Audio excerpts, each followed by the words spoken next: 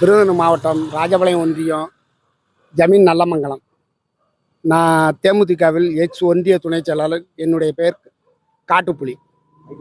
High court உத்தரவுப்படி இங்கே கொடிக்கம்பத்தை அகற்றியிருக்காங்க. அதில் தேமுதிக கொடிக்கம்பத்தை மட்டும் அகற்றியிருக்காங்க. இங்கே பாருங்கள், தேமுதிக கொடிக்கம்பத்தை மட்டும் அகற்றியிருக்காங்க.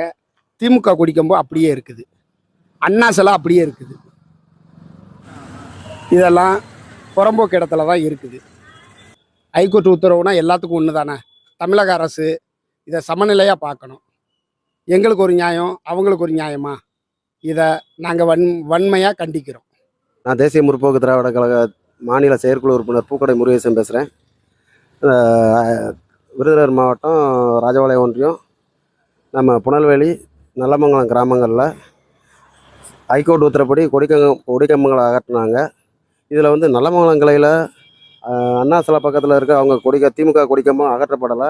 அதேமாதிரி புனல்வேலி அதாவது செட்டியார்வட்டி புனல்வேலி கிளையில் திமுக கொடிக்கம்பம் அகற்றப்படலை. இது வந்து என்ன ஒருதலை பட்சமாக அந்த பேரூராட்சி நிர்வாகமும் இந்த கிராம நிர்வாகம் செயல்படுதா என்னன்னு தெரியல. மற்ற கட்சி கொடிக்கம்பம்லாம் அகற்றிட்டாங்க. இதை என்னன்னு எங்களுக்கு கேட்டு தரணும்.